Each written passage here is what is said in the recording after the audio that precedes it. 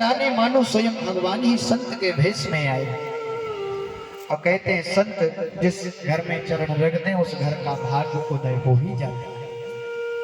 संत का आप अपमान भी कर दोगे तो भी वो आपको आशीर्वाद देता है। एक संत जी थे महाराज माधव दास जी, वो नित्य एक गांव में दान लेने भिक्षा लेने जाते थे। तो हर घर में तो जाते थे लेकिन एक बुढ़िया के घर में जरूर जाते थे। क्यों?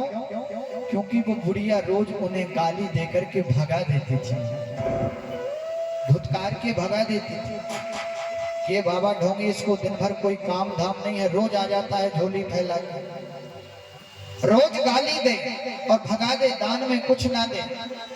तो गांव के लोग कहे महाराज आप उसके द्वार पे क्यों जाते हैं, आपको वो देती तो कुछ है नहीं, रोज गाली देती है और आप गाली सुन के वापिस आ जाते हैं। संत जी कहते हैं भैया वो भले ही कुछ ना देती हो पर गाली तो देती है, देती तो है, गाली तो देती है। किसी घर में जाए वो महाराज अथवा ना जाए पर उस बुढ़िया के घर में अवश्य करके जाता है। एक दिन गए महाराज तो वही बुढ़िया पोता लगा रही थी बाहर। उस दिन महाराज गुस्से में थी और जैसी संत जी ने भिक्षा मांगी तो बुढ़िया ने पोता फेंक के मार दिया। पर संत जी ने क्रोध होकर के श्राप नहीं दिया, आशीर्वाद दिया। संत जी कहते हैं केरी देवी तूने भले ही मुझे पोता मारा, अरे सखी तूने मुझको निस्वस पोता दीनो मार, जा मेरो आशीर्वाद है कि तेरे पोता खेले द्वार। उस बुढ़िया के यहाँ कोई पोता नहीं था, संत जी ने आशीर्वाद दे दिया कि जा तेरे द्वार में पोता ही खेले। अब महाराज माधव दास जी चले गए।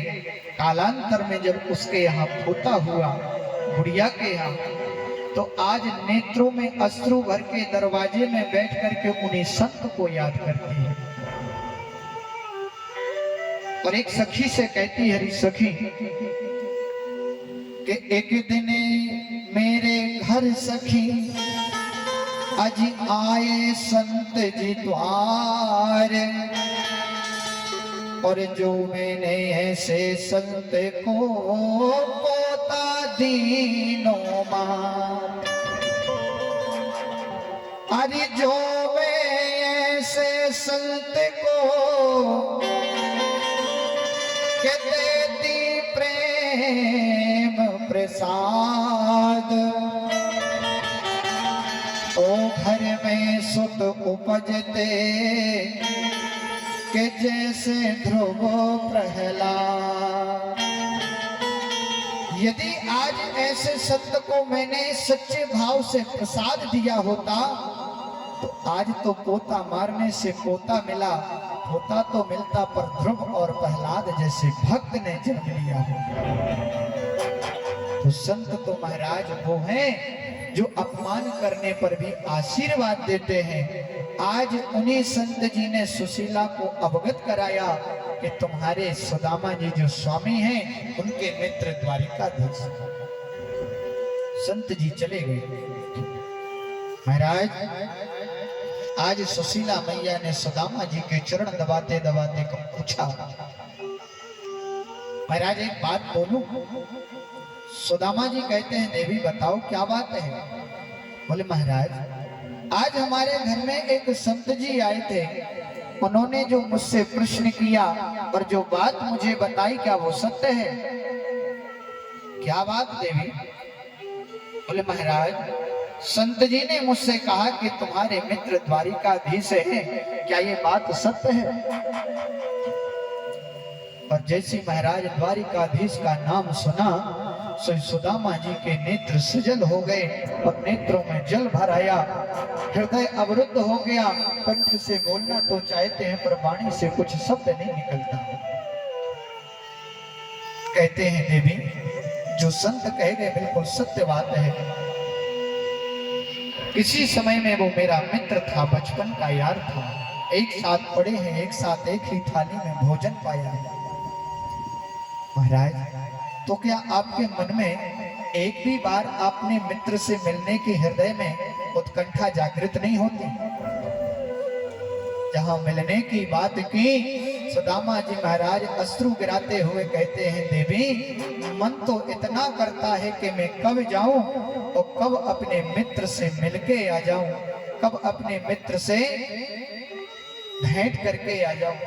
पर क्या बताएं देवी, मैंने सुना है आजकल वो द्वारिका का राजा बना बैठा है और कहते हैं कि कभी किसी मित्र के यहाँ, रिश्तेदार के यहाँ खाली हाथ नहीं जाना चाहिए। घर में तो खाने को नहीं है, घर में तो पाने को नहीं है, और मित्र के यहाँ खाली हाथ कैसे जाए? महाराज, सुशीला मैया ने मन में सोचा कि यदि आज ये नहीं जाएंगे तो आज महाराज मेरे मन की आकांक्षा पूर्ण नहीं होने वाली। सुशीला कहती, देवी स्वामी आप चिंता मत करो, भेंट की व्यवस्था मैं कर दूंगी, पर मेरे कहने से एक बार अपने मित्र से मिलके आ जाओ।